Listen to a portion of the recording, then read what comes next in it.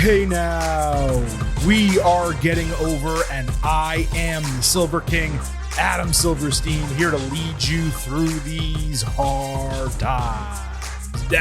With your 2024 NXT Stand and Deliver instant analysis. That's right, Getting Over is back once again, and we are literally here just moments after NXT Stand and Deliver went off the air to break down every single thing that happened from the first of three WWE premium live events this weekend. Of course, it is WrestleMania 40. The Silver King has a lot of information to give you at the top of the show, tons of instant analysis to, let's say, Stand and Deliver in a moment, but I would be remiss if I did not kick off this show with a reminder that the Getting Over Wrestling podcast is all about the fire. So please head on over to Apple Podcasts and Spotify. Leave a 5-star rating on Apple. Take a little extra time, especially this weekend, WrestleMania weekend. Leave a 5-star written review. If you do, we will read it live right here on the show. Don't forget to follow us on Twitter at Getting Overcast for episode drops, news, analysis, highlights, all of that good stuff. It is also where you get to vote in our pre and post show polls surrounding all three WWE events this weekend. And your insight does factor into our breakdown at the end of these instant analysis episodes. Please also remember, I happen to love the number 5. and I hope you do as well, because for $5 a month or $50 for the entire year, you can become an official Getting Overhead. Just visit buymeacoffee.com/gettingover. Sign up. You will get bonus audio, the fastest 5 minutes in professional wrestling, instant reaction shows to Raw, NXT, Dynamite, and SmackDown every week, along with exclusive news posts every Friday. All of that at buymeacoffee.com/gettingover. Now, quickly, before we get into the NXT Stand and Deliver instant analysis, I just want to give you guys a reminder of what our schedule looks like for the remainder of the week.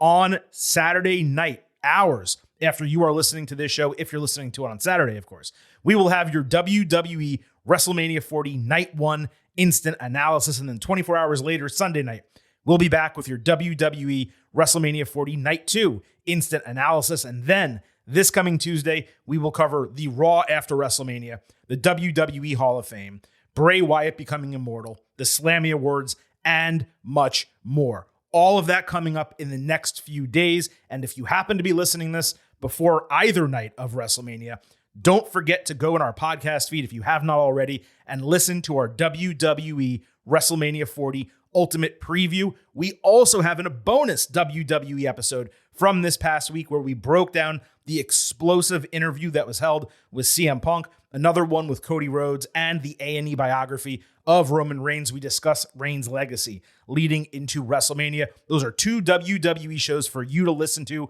before the weekend is out, before WrestleMania is concluded. And we hope, if you have not already, you go back and listen to those shows. All right, folks, with that, let's move directly into the NXT Stand and Deliver instant analysis before we go match by match. And we're going to go based on level of importance, not so much the card order. We do have a couple notes right off the top to give you. So this set that they used for Stand and Deliver, it was the same one that we saw Friday night on SmackDown and for the WWE Hall of Fame. It just felt unimpressive for a premium live event. But there was no way they could have switched it overnight, given the early start time of the show. Presume it's going to stay the same for Raw, given the massive amounts of ticket sales that WWE has gotten in Philadelphia. This was the singular most attended show in NXT history, and certainly the most packed visually since it had the NXT TakeOver designations. They announced it at 16,545. I don't know if that's obviously the exact right number, but it was definitely more than 14,000 into that 15,000 range. So they sold a shit ton of tickets for Stand and Deliver. The place was jam-packed, and it was great to see. Wade Barrett joined NXT commentary. It was great to see that he got a spot on WrestleMania weekend because he was left off the main team. He's not going to be calling WrestleMania. That will be Michael Cole, Corey Graves, and Pat McAfee. And of course, shout out to friend of the show, Samantha Irvin, who will be the ring announcer for both nights of WrestleMania. She's doing it herself. And lastly, Metaphor was the host for Stand and Deliver. They did a cold open straight like you'd see out of the Oscars, where they put themselves in other gimmicks like the Italian restaurant Chase U, the ambulance, Dijak's dungeon, and the barbershop. They later got booed while all wearing Cowboys gear backstage. Oro Mensah was supposed to interview Obafemi before his match. He got a door right opened into him comedically. Noam Dar got put in a Kimura lock by Thea Hale. They tried to dress like women and go into the women's locker room. It was a whole deal. So those were just some extraneous items I wanted to mention off the top. But let's go ahead and get into your NXT Stand and Deliver instant analysis. We're going to break down every single match on the card, what happened on the show, obviously thoughts and grades on the match, and then what it might mean going forward for NXT. And we're going to start where Stand and Deliver finished. The main event, Trick Williams versus Carmelo Hayes. Ava backstage during the kickoff show reiterated to the referee that there should be discretion in the match and there must be a winner. I also felt kind of dumb not previously putting two and two together that they're fighting in the city of brotherly love. Either that should have been played up more, or it went in one ear and out the other and completely over my head. So it's probably on me. So Melo got what I would call a basic entrance for him. He did have a Black Panther aesthetic. Trick had a new robe calling him the Anointed One. And other than a tracking shot, it was also pretty basic. The crowd and Booker T were insane. Vic Joseph stole my stat about this being the first time two black men main evented a WWE Premium Live event since The Rock and Booker T, basically a quarter century ago. Loud NXT chants at the bell. Disrespect from Melo to start. The match immediately went into the crowd with Melo taunting Trick's family, hence the discretion aspect. Hayes pulled off the turnbuckle bar pad with Trick, kicked off the ropes and into the exposed steel. Lots of exchange strikes and emotion between sequences before Williams went on a stretch of big offense. Melo hit a springboard clothesline outside plus a frog splash and catch codebreaker. Trick accidentally splashed the referee in the corner with Melo taking out his knee. He grabbed a chair, but Trick wore him out with it instead. The referee either came to, or it was a different one, I forgot, unfortunately, and stole the chair away, with Hayes hitting a low blow false finish. Melo then tried to pop Trick with a knee, but accidentally took out a ref. He hit nothing but net for a false finish, with another official right there to count. He stole the chair from Melo. The referee did. Trick then caught Melo with the trick shot running off the ropes for the 1-2-3. And the crowd obviously exploded for Trick. But for what I expected to be a monumental match, it never built to a crescendo. Between the referee spots and the chairs, and there only being like a singular real false finish before the 1-2-3. And that, by the way, came in pretty basic fashion, an exchange off the ropes, in which Melo had to slow down, by the way, because the timing was off. And then Trick just hits him with one knee. It felt like this match was in second gear most of the time, third gear for a moment, and then they started with the referees and the chairs and stuff, and it went back to second gear for the 1-2-3. Plus, it only went like 15 minutes. It was the third or maybe fourth longest match on the card. I don't know how you build this up as the biggest match in NXT history and deliver that. Like, from a quality standpoint, I don't know, it was the 50th best match in NXT history. Maybe not even that. All I can figure is either A, they didn't want to give us too much here, given they're probably going to team and feud back and forth for years like Sami Zayn and Kevin Owens, or B, perhaps it's just the start of a trilogy. That would make a lot of sense.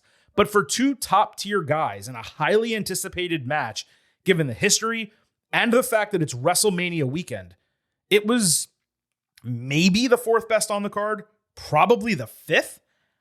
I don't get that at all. And if it was going to be booked this way, then why are you under-delivering with your NXT Championship match challenger? Only, and I'm going to say spoiler alert, they did one title change on the show.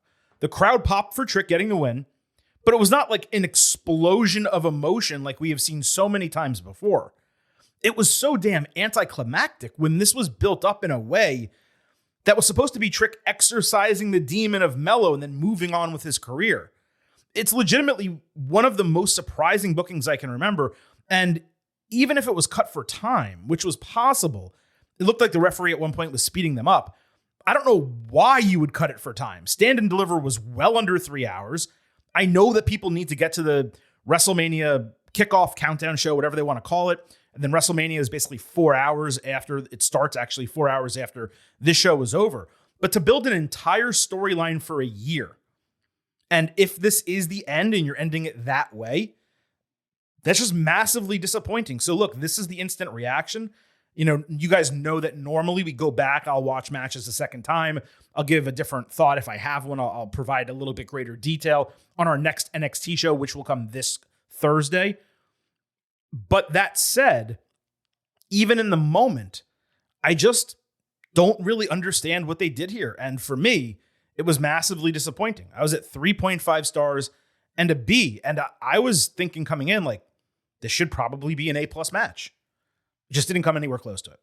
Let's move to the Women's Championship. Lyra Valkyria defending against Roxanne Perez. This was the third to last on the card. Fans were into Roxy as a heel with clear boos, though, at the beginning. She clipped one of Lyra's wings. You see what I did there. Early in the match, Valkyria hit 2 Northern Light suplexes before her arm gave out, trying a third, but she eventually hit it, plus a running Liger bomb. Perez hit a Tope Tornado DDT and Pop Rocks for a false finish. She rammed Valkyria's shoulder twice into the ring post. As she was further beating on her in the corner, Tatum Paxley jumped out of the crowd to distract. Instead, Roxy ran Lyra into Tatum, then into the post. Then she destroyed her arm against that post. Roxy put in the crossface. It got countered into a fall. Valkyria hit a roundhouse kick to the back of her head. Perez then dodged a high risk and locked it in again. Multiple fall counters, including one off of a Pop Rocks. Roxy countered Nightwing into a Poison Rana. Then she hit Pop Rocks and put Lyra back in the crossface. Roxy pushed off the ropes to keep the submission locked in, and Lyra eventually tapped out to a huge pop, despite the fact that Perez was a heel. Booker T gave a standing ovation, and then later backstage, Lyra snapped at Tatum. This was excellent, both the match and the finish. Lots of mat wrestling and manipulation from Roxy, and that did slow it down. It didn't make it as exciting as other matches on the card because she was working heel. And the crowd wanted to cheer for her. They wanted exciting moments from Roxy, but she wasn't giving them that. But from a technical standpoint, these two rocked. And the match story of Perez maturing and deliberately going after the shoulder, it fit with everything they did in the lead up to this show. Tatum showed up at the perfect time. The crowd didn't react to her at first. For me, that's probably because there were a lot of non-weekly watchers in attendance. Plus, Tatum had been off screen for most of the last month, and you can argue she probably should have come back before this past Tuesday. But it did give Lyra an excuse with a ready-made feud for TV, and she still did come off looking like a beast, taking all of that punishment from Roxy, only to submit when she really had no other choice. And let's not overlook that aspect. She actually tapped out. It makes such a difference when people are allowed to lose. AEW all the time in situations like this, the person passes out and therefore, I didn't actually tap. I didn't actually get pinned. The main roster does this also. It's not exclusive to AEW.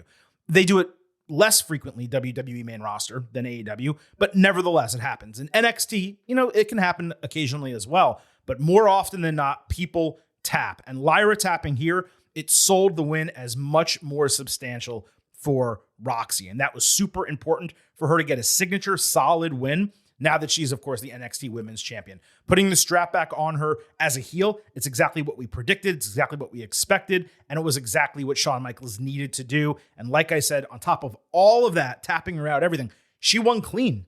She did not cheat. She was just smart. 4 stars, A-. Now, before this match, Julia, the Joshi sensation, formerly of Stardom, she was shown in the crowd sitting with William Regal and Rossi Agawa, who previously ran Stardom, but is now starting his own promotion in Japan. The crowd popped loud for her, and it seemed like she did not expect that. She thought people wouldn't know who she is, but they popped massively. Now, she was not announced as a signee, and she also took a picture with Paul Levesque backstage. They shook hands. There was not a point.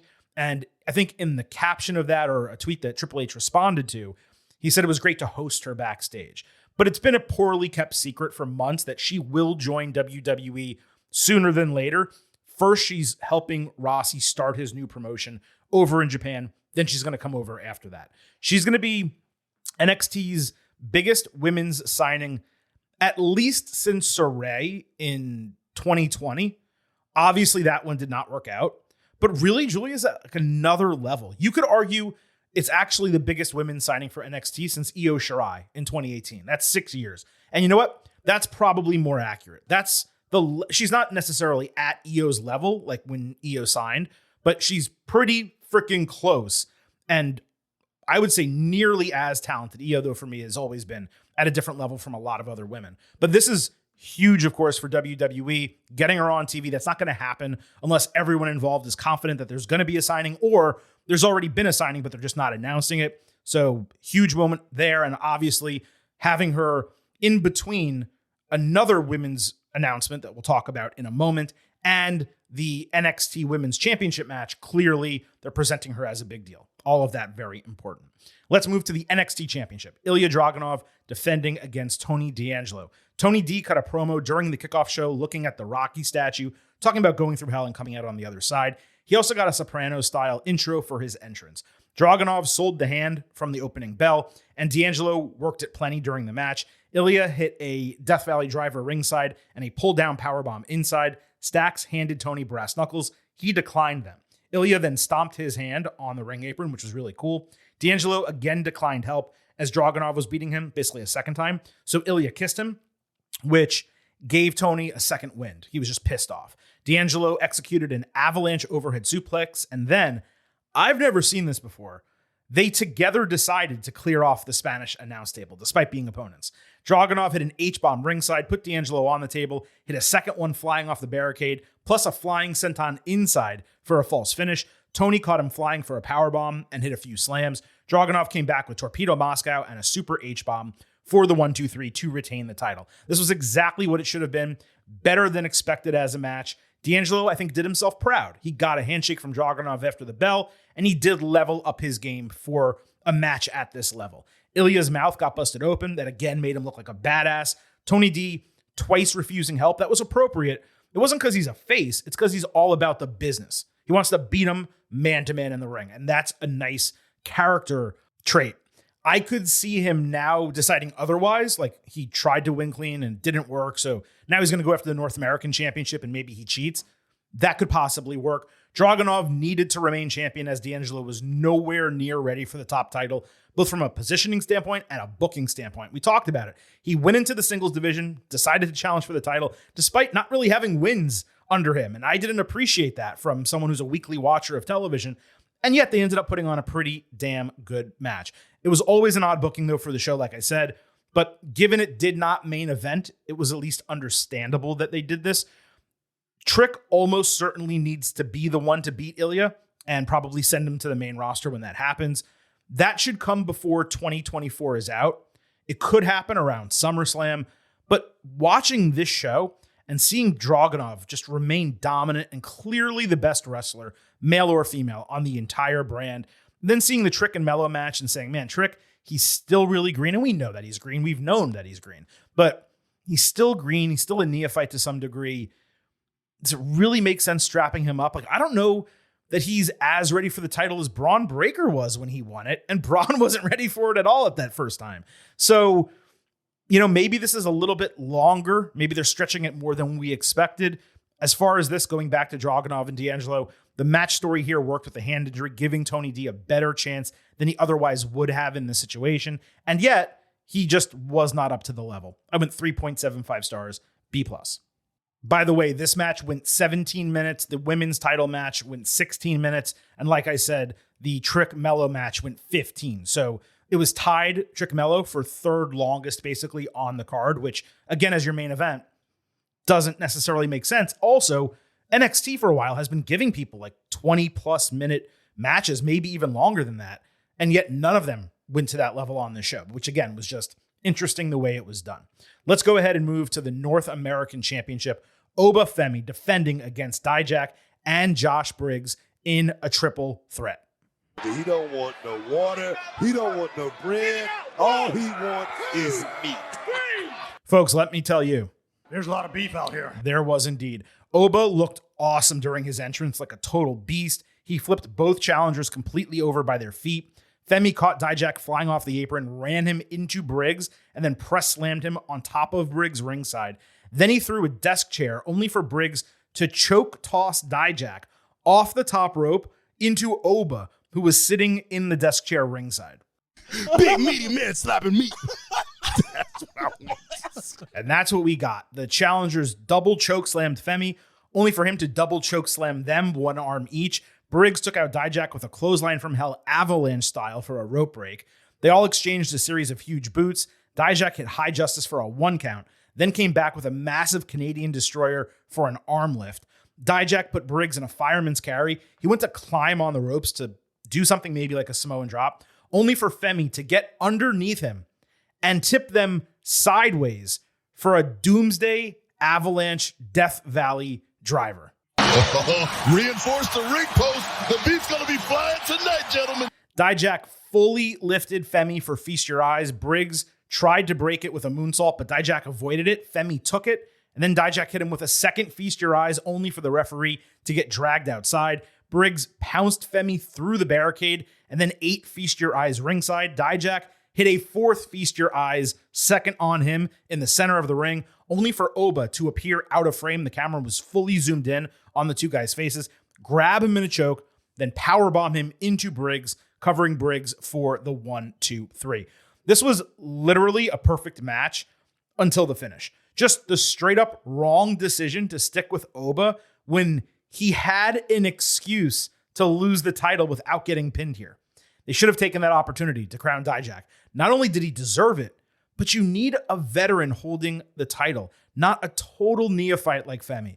The camera shot was well done, but it was also blatantly obvious that that fall was not going to end the match because of how zoomed in it was. Let's get this out of the way. It gets a full 5 slabs of beef. Big meaty man slapping meat. That's what I want. Not a doubt. One of the best big man matches I can remember. Forget even the meat slapping aspect of it. The athleticism, the spots, the match story, all of it hit. The strength. Oba had probably 500 to 550 pounds of humanity on his shoulders. And he was walking around like it was nothing when they did the Doomsday spot. That was completely insane. I'd have liked to have seen Dijak vary his repertoire a little bit, hitting consecutive Feast Your Eyes on each guy. That was really repetitive. And he's so skilled. There's plenty else he could have done, plenty else he could have broken out in the match. Other than the decision on who won, that was really my only other nitpick in the match. Every person in that arena wanted Dijak to win, and I'm just not sure why the trigger wasn't pulled, given the situation. But wall-to-wall action, big hitters, Oba was made to look like an absolute star. Briggs broke out. Dijak remained at the absolute top of his game. This is a high grade. I'm going to have to watch it back to see if this is overrating it. But right now, I'm at 4.75 stars, A+, nowhere near 5, but just right on the border, slightly above an A match. The match of the weekend, the WWE match of the year at the time it was over. Obviously, we're taping this before we get to WrestleMania. We'll see what happens there. But let me tell you, folks, this was an absolute blast. I need some meat. I just need more meat coming out of it. That's the truth. And let's also shout out Knuckles for giving us this match and sponsoring it in the first place. But I want you to know this. I prayed for this and it happened. And now let's move to the Tag Team Championship. The Wolf Dogs defending against Nathan Frazier and Axiom. This opened the card. The champions had a spliced together theme, which is pretty cool. The challengers attacked through the air with topes and springboards before the bell. Braun Breaker turned Axiom inside out with a super fast rope run clothesline. Axiom hit Breaker with a Spanish fly, then had a great sequence with Baron Corbin and included a botch, but they just kept working it. And they did so into the inverted DDT that it was supposed to be. It was really cool. Axiom took deep 6 and was set up for Breaker's spear, but he countered with Golden Ratio for a great false finish. Breaker took Axiom off the top rope with a Frankensteiner. It was supposed to be a Frankensteiner thrown into a catch powerbomb. The timing was just a little bit off, but it would have been sick. Braun ate a top rope Spanish fly from Axiom plus a springboard 450 from Frazier for another false finish. Breaker flipped Frazier 270 degrees off the top rope onto his chest. Then Corbin hit a splash, maybe for the first time in his entire career. That was a false finish. Frazier saved Axiom from a shoulder tackle into the steel steps. Corbin pushed both of them over the announce table. They sprung right back over top of it, and Frazier hit a Phoenix splash on Corbin for a broken fall. Corbin and Axiom then went end of days tornado DDT, end of days like a double counter. Frazier escaped end of days after that. Only as soon as his feet landed on the canvas, he ate the spear from Braun Breaker for the 1, 2, 3 and the title retention by the Wolf Dogs. This was everything you could have possibly wanted from these 4 guys. It was very much a follow that mother effers type of match. It was the opener, and everything else on the card was going to be judged based on this. The Wolf Dogs retaining was the right decision. As we said on the Ultimate Preview, they are simply too hot, and Frazier and Axiom, they just really don't need the titles right now. I legitimately believe that Breaker and Corbin would work as a tag team on the main roster. And I wonder if there's any consideration to actually doing that. I would have them debut together as champions, win the SmackDown titles, then vacate the NXT ones. Not only do you have a super fun and engaging team on SmackDown, you have a ready-made feud for Breakker with the top guy when they drop the straps. And having him debut as a champion and then adding the actual WWE championships on top of it, you're strapping a rocket to that guy. And that's exactly what you want him to look like when he's getting into the ruckus, let's say, on SmackDown. Now, I said a couple months ago, and some people scoffed at this when I said it, but I actually believe the Wolf Dogs might be the best tag team in WWE right now. Not just NXT, the entire company. They have every part of what you want a tag team to be. They have on-screen chemistry, in-ring chemistry. They're funny. They can be serious. They're dominant.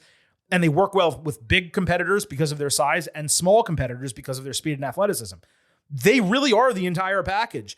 If everything in this match had been executed perfectly as planned, I'd probably be at the top side of an A, but I got to go the underside of it because of the 3 or 4 imperfect moments. Still, 4.25 stars and an A. Hell of an opener. Second best match on the card. And this was like a takeover style match. I thought they did a fantastic job. Something else cool in this match, I mentioned that rope run sequence with Breakker. When he hit the ropes at one point, the entire ring visibly shifted. It was wild to see that, but it actually happened.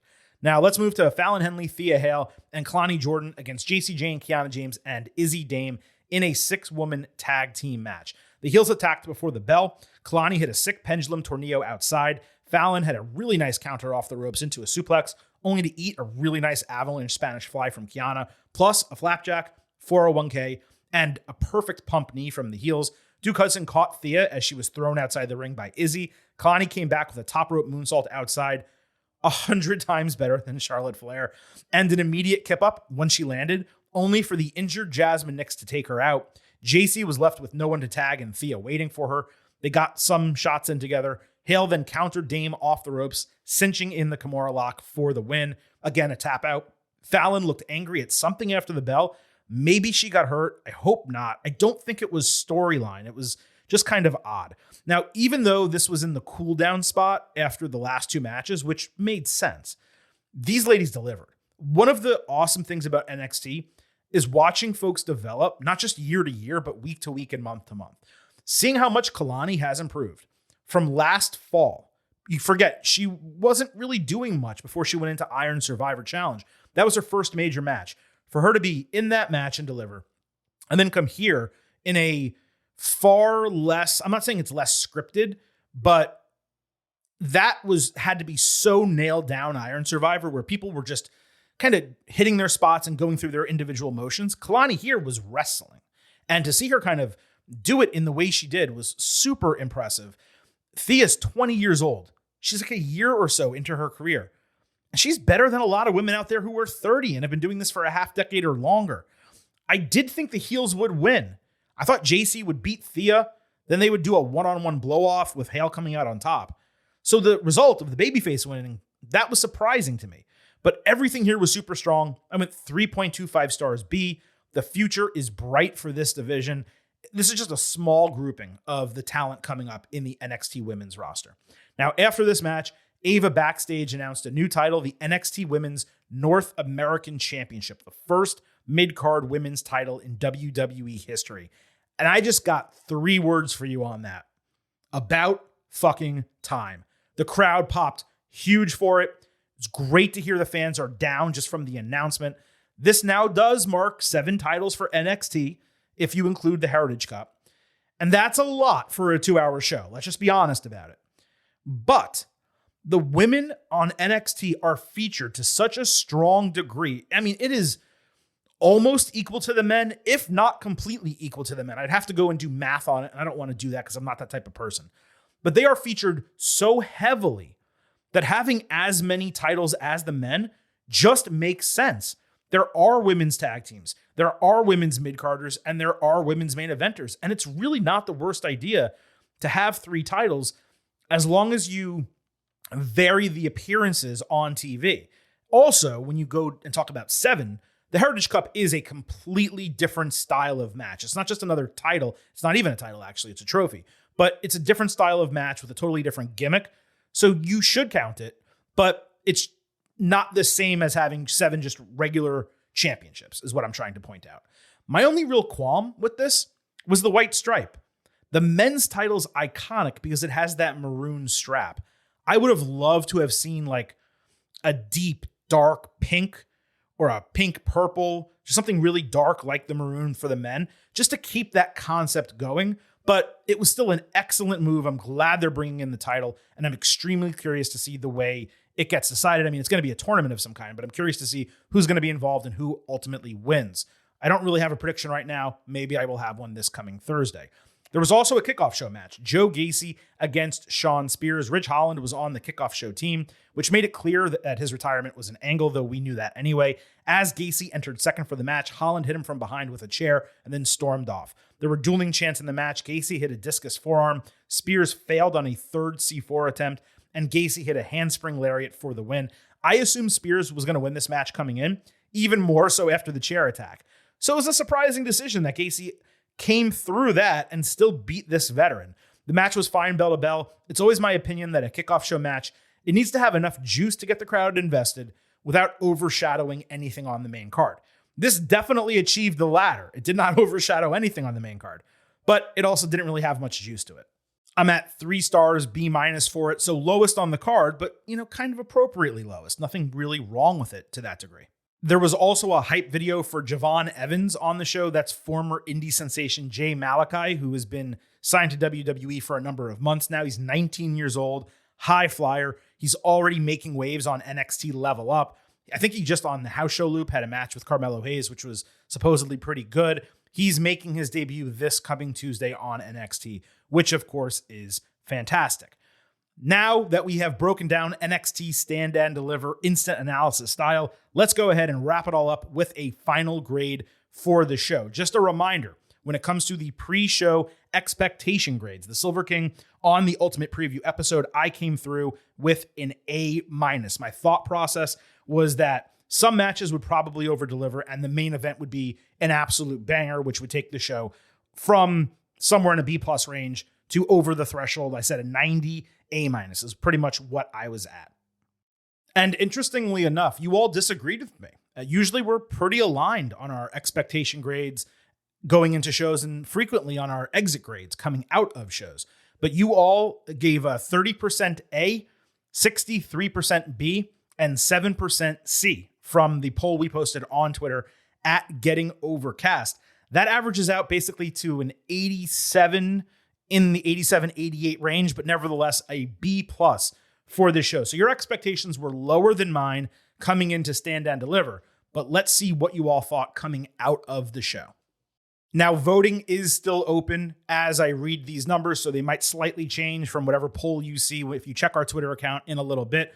But as of right now, we're sitting at 46% A, 52% B, and 2% C. And that averages out to an 89.9, which obviously rounds up to a 90 and an A-. And I think you all came around clearly to what my expectation grade was for the show. It's also my final grade for the show. This lived up to my expectation. But what's interesting is it didn't live up to the expectation in the way I thought it would.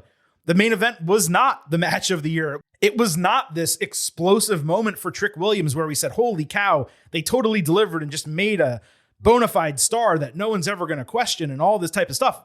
It really wasn't that. The reason why this show gets an A- for me is because those 2 opening matches, the Tag Team Championship and the North American Championship, clearly the best on the show. And if you do remember in the Ultimate Preview, I said that had a chance to deliver just because of the meatiness of the entire match. I didn't know it was going to be that great, but it ended up being, as I said, clearly the best match on the show, the best match in WWE this year at the time of this recording. So those matches totally over-delivered.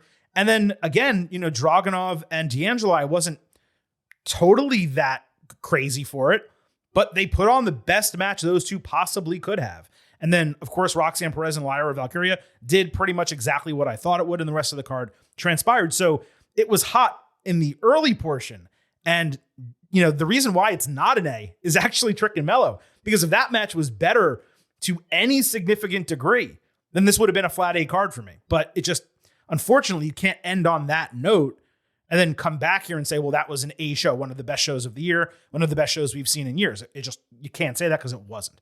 But huge credits in the North American Championship, Obafemi, Dijak, Josh Briggs. Huge credit to the Wolf Dogs, Braun Breaker, Baron Corbin, obviously also Nathan Frazier, and Axiom. Those two matches stole the show. We had a great night from Roxanne Perez and Lyra Valkyria. It booked exactly the way that needed to be. And in totality, Shawn Michaels, as far as I'm concerned, put on the best NXT Premium Live event since the rebrand. And I'm talking about the 2.0 rebrand, a couple of years ago at this point, ever since they left black and gold. I do believe this is the best NXT Premium Live event since then, given that it was the most attended one ever.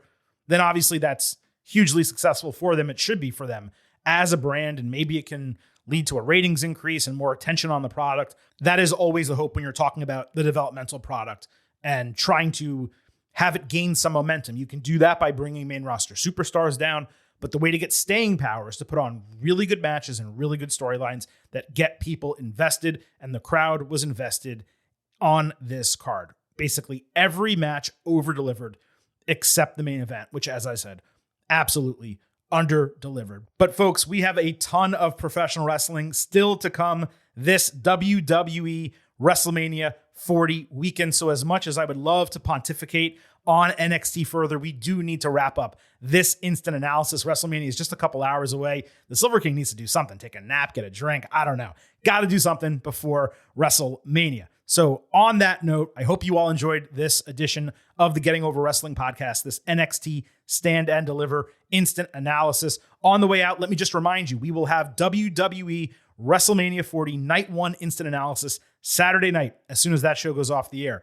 We will have WWE WrestleMania 40 Night 2 instant analysis Sunday night as soon as that show goes off the air. Before either night, if you have yet to hear our WWE WrestleMania 40 Ultimate Preview, it is in the same podcast feed where you are listening to this episode. Be sure to listen to that. And if you have extra time, either now or at some point before Tuesday, because this is an evergreen show, you can listen to the bonus WWE episode where we talk CM Punk, Cody Rhodes, and Roman Reigns. So much still to come this week. So much to come next week as well. On the way out, allow me to remind you that the Getting Over Wrestling podcast is all about Defy. So please leave those 5-star ratings for us on Apple Podcasts and Spotify. On Apple, take a little extra time, leave a 5-star written review. If you do, we will read it live right here on the show. Don't forget to follow us on Twitter at Getting Overcast for episode drops, news, analysis, highlights, all of that good stuff. Plus, it is where you can vote in those pre-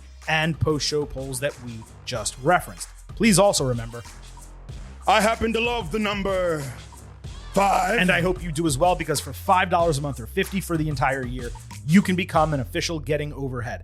Just visit buymeacoffee.com/gettingover. Sign up. You get bonus audio, the fastest 5 minutes in professional wrestling, instant reactions to Raw, NXT Dynamite, and SmackDown every week, plus exclusive news posts on Friday. Again, that is buymeacoffee.com/gettingover. Thank you all for listening to this NXT Stand and Deliver instant analysis. We have 2 more WWE WrestleMania 40 instant analysis episodes before the weekend is out. This is the Silver King signing off and leaving you with just 3 final words. Bye for now.